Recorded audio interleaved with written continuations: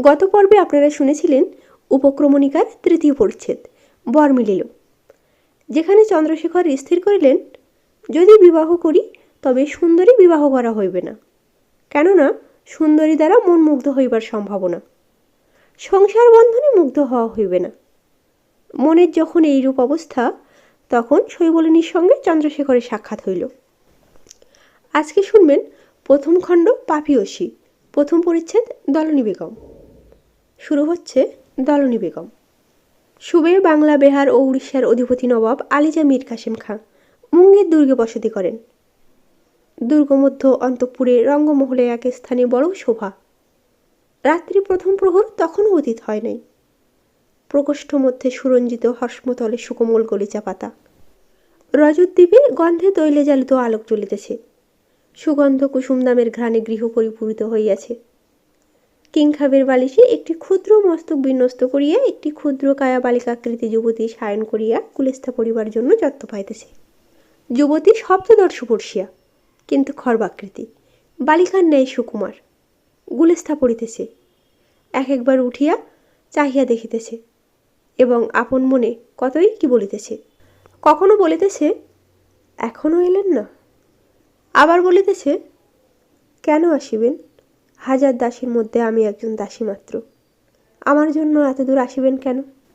বালিকা আবার গুলেস্থা পড়িতে প্রবৃত্ত হইল। আবার অল্প দূর পড়িয়া বলিল, ভালো লাগে না। ভালো নাই, আসুন। আমাকে স্মরণ করিলেই তো আমি যাই, তা আমাকে মনে পড়িবে কেন? আমি হাজার দাসীর মধ্যে একজন বইত নই। আবার গুলেস্থা পড়িতে আরম্ভ করিল। আবার পুস্তক ফেলিল, বলিল, ভালো। ঈশ্বর কেন এমন করেন? একজন কেন আর একজনের পথ চেয়ে পড়িয়া থাকে? যদি ঈশ্বরের তাই ইচ্ছা, তবে যে যাকে পায় তাকে চায় না কেন? যাকে না পায় তাকে চায় কেন? আমি লতা হইয়া শালবৃক্ষে উঠিতে চাই কেন? তখন যুবতী পুস্তক ত্যাগ করিয়া গোত্র উত্থান করিল। নির্দোষ গঠন ক্ষুদ্র মস্তকে লম্বিত ভুজঙ্গ রাশি তুল্য নিবিড় কুঞ্চিত কেশভার তুলিল। স্বর্ণরচিত সুগন্ধ বিকীর্ণকারী উজ্জ্বল উত্তরীয় তুলিল। তাহার অঙ্গ সঞ্চালন মাত্রই গৃহমধ্যে যেন রূপের তরঙ্গ উঠিল। অগাধ ছলিলে যেমন চাঞ্চল্য মাত্রই তরঙ্গ ওঠে, তেমনি তরঙ্গ উঠিল। তখন সুন্দরী এক ক্ষুদ্র বীণা লইয়া তাহাতে ঝঙ্কার দিল এবং ধীরে ধীরে মৃদু স্বরে গীত আরম্ভ করিল, যেন শ্রোতার ভয়ে ভীতা হইয়া গাহিতেছে। এমন সময় নিকটস্থ প্রহরীদের অভিবাদন শব্দ এবং বাহকদিগের পদধ্বনি তাহার কর্ণরন্ধ্রে প্রবেশ করিল। বালিকা চমকিয়া উঠিয়া ব্যস্ত হইয়া দাঁড়িয়ে গিয়া দাঁড়াইল। দেখিল নবাবের তানঝাম। নবাব মীর কাসেম আলী খাঁ তানঝাম হইতে অবতরণ পূর্বক এই গৃহে প্রবেশ করিলেন। নবাব আসন গ্রহণ করিয়া বলিলেন, দলনী বিবি, কি গীত গাহিতেছিলে? যুবতীর নাম বোধহয় দৌলতন্নেশা। নবাব তাহাকে সংক্ষেপার্থে দলনী বলিতেন। এই জন্য পৌরজন সকলেই দলনী বেগম বা দলনী বিবি বলিত। দলনী লজ্জাবনত-মুখী হইয়া রহিল। দলনীর দুর্ভাগ্যক্রমে নবাব বলিলেন, তুমি যাহা গাহিতেছিলে গাও, আমি শুনিব। তখন মহাগোলযোগ বাঁধিল। তখন বীণার তার অবাধ্য হইল, কিছুতেই সুর বাঁধে না। বীণা ফেলিয়া দলনী বেহালা লইল। বেহালাও বেসুরো বলিতে লাগিল, বোধ হইতে লাগিল। নবাব বলিলেন, হইয়াছে, তুমি ইহার সঙ্গ দাও। তাহাতে দলনীর মনে হইল যেন নবাব মনে করিয়াছেন দলনীর সুরবোধ হয় নাই। তারপর দলনীর মুখও ফুটিল না। দলনী মুখ ফুটিবার কত চেষ্টা করিল, কিছুতেই মুখ কথা শুনিল না, কিছুতেই ফুটিল না। মুখ ফোটে ফোটে, ফোটে না। মেঘাচ্ছন্ন দিনে স্থল কমলিনীর ন্যায়, মুখ যেন ফোটে ফোটে, তবু ফোটে না।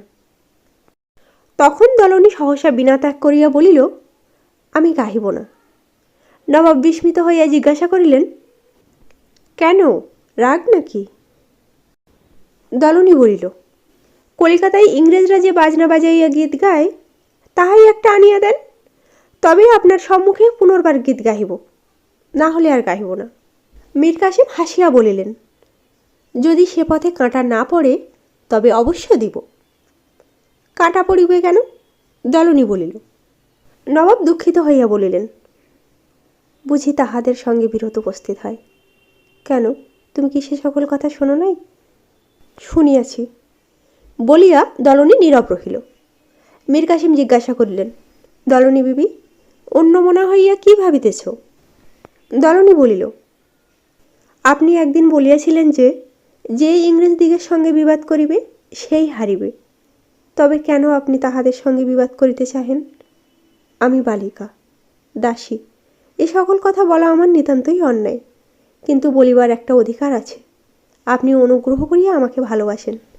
নবাব বলিলেন, সে কথা সত্য দলনী, আমি তোমাকে ভালোবাসি। তোমাকে যেমন ভালোবাসি, আমি কখনো স্ত্রী জাতিকে এইরূপ ভালোবাসি নাই বা বাসিব বলিয়া মনে করি নাই। দলনীর শরীর কণ্ঠিত হইল। দলনী অনেকক্ষণ নীরব হইয়া রহিল। তাহার চক্ষে জল পড়িল। চোখের জল মুছিয়া বলিল, যদি জানেন যে ইংরেজ বিরোধী হইবে সেই হারিবে, তবে কেন তাহাদের সঙ্গে বিবাদ করিতে প্রস্তুত হইয়াছেন? মীর কাসিম কিঞ্চিত মৃদুস্বরে কহিলেন, আমার আর উপায় নাই। তুমি নিতান্তই আমারই, এই জন্যই তোমার সাক্ষাতে বলিতেছি। আমি নিশ্চিত জানি এই বিবাদে আমি রাজ্যভ্রষ্ট হইব, হয়তো প্রাণ নষ্ট হইবে। তবে কেন যুদ্ধ করিতে চাই? ইংরেজরা যে আচরণ করিতেছে তাহাতে তাহারাই রাজা, আমি রাজা নই। যে রাজ্যে আমি রাজা নই সে রাজ্যে আমার প্রয়োজন? কেবল তাহাই নহে, তাহারা বলেন রাজা আমরা, কিন্তু প্রজাপীড়নের ভার তোমার উপর। তুমি আমাদিগের হইয়া প্রজাপীড়ন করিবে। কেন আমি তাহা করিব? যদি প্রজার হিতার্থে রাজ্য করিতে না পারিলাম, তবে সে রাজ্য ত্যাগ করিব। অনর্থক কেন পাপ ও কলঙ্কের ভাগী হইব? আমি সিরাজউদ্দৌলাও নহি বা মির্জাফরও নহি। দলনী মনে মনে বাংলার অধীশ্বরের শত শত প্রশংসা করিল। বলিল, প্রাণেশ্বর, আপনি যাহা বলিবেন তাহাতে আমি কি বলিব? কিন্তু আমার একটা ভিক্ষা আছে, আপনি স্বয়ং যুদ্ধে যাইবেন না। মীর কাসিম বলিল, এ বিষয়ে বাংলার নবাবের কর্তব্য যে স্ত্রীলোকের পরামর্শ শোনে, না বালিকার কর্তব্য যে এ বিষয়ে পরামর্শ দেয়? দলনী অপ্রতিভ হইল, ক্ষুণ্ণ হইল, বলিল, আমি না বুঝেই বলিয়াছি, অপরাধ মার্জনা করুন। স্ত্রীলোকের মন সহজে বোঝে না বলিয়াই এই সকল কথা বলিয়াছি, কিন্তু আরেকটি ভিক্ষা চাই। কি? মীর কাসিম বলিল, আপনি আমাকে যুদ্ধে সঙ্গে লইয়া যাইবেন? দলনী বলিল, কেন, তুমি যুদ্ধ করিবে নাকি? বলো, গুরুগণ খাঁকে বড়তরফ করিয়া তোমাকে বহাল করি। মীর কাসিম বলিল। দলনী আবার অপ্রতিভ হইল, কথা কহিতে পারিল না। মীর কাসিম তখন স্নেহভাবে জিজ্ঞাসা করিলেন, কেন যাইতে চাও? আপনার সঙ্গে থাকিব বলিয়া। দলনী বলিল। মীর কাসিম অস্বীকৃত হইল, কিছুতেই সম্মত হইলেন না। দলনী তখন ঈষৎ হাসিয়া কহিলেন, জাহাপানা, আপনি তো গণিতে জানেন, বলুন দেখি আমি যুদ্ধের সময় কোথায় থাকিব? মীর কাসিম হাসিয়া বলিলেন, তবে কলমদান দাও। দলনীর আজ্ঞাক্রমে পরিচায়িকা সুবর্ণ নির্মিত কলমদান আনিয়া দিল।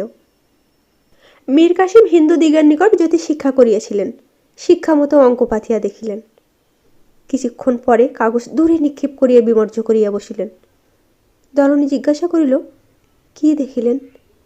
মীর কাসিম বলিলেন, যাহা দেখিলাম তাহা অত্যন্ত বিস্ময়কর, তুমি শুনিও না।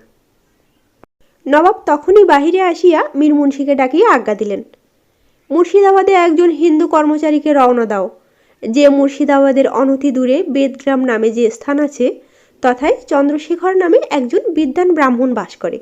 সে আমাকে গণনা শিখাইয়াছিল। তাহাকে ডাকাইয়া গণাইতে হইবে যে যদি সম্প্রতি ইংরেজদের সহিত যুদ্ধ আরম্ভ হয়, তবে যুদ্ধকালে এবং যুদ্ধ পরে দলনী বেগম কোথায় থাকিবে। মীর মুন্সি তাহাই করিল। চন্দ্রশেখরকে মুর্শিদাবাদে আনিতে লোক পাঠাইল।